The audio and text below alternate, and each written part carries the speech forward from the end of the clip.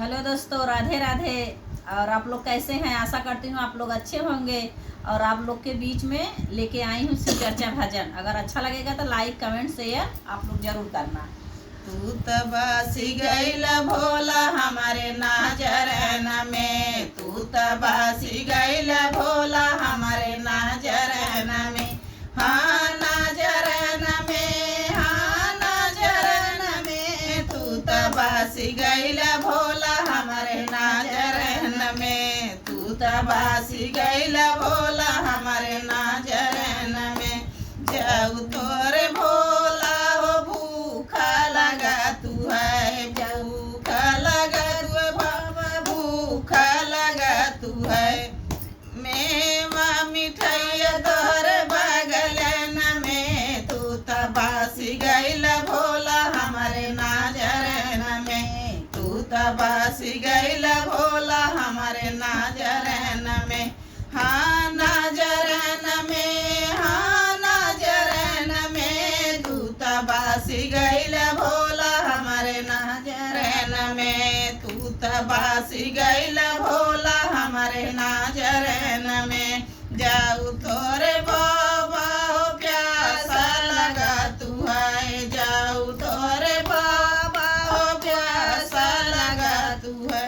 गंगा जमुनवा तोहरे बगलन में, तू त बासी गैला भोला हमारे नयनवन में, तू त बासी गैला भोला मोर नयनवन में। हाँ नयनवा में, हाँ नयनवा में, तू त बासी गैला भोला मोर नयनवन में, तू त बासी गैला भोला मोर नयनवन में।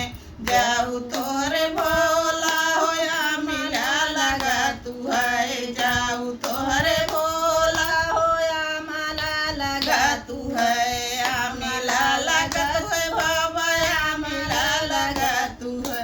भांगिया चिलमिया तोहरे बागलन में, अरे भांगिया चिलमिया तोहरे बागलन में, तू त बासी गैला भोला मोरे नयनवन में, तू त बासी गैला भोला मोरे नयनवन में। हाँ नयनवन में, हाँ नयनवन में, तू त बासी गैला भोला मोर नयनवन में, तू त बासी गैला भोला मोर नयनवन में। औ तोहरे भोला हो नींद लगा तू है, जाऊ तोहरे भोला हो नींद लगा तू है। नींद लगा तू है बाबा, नींद लगा तू है।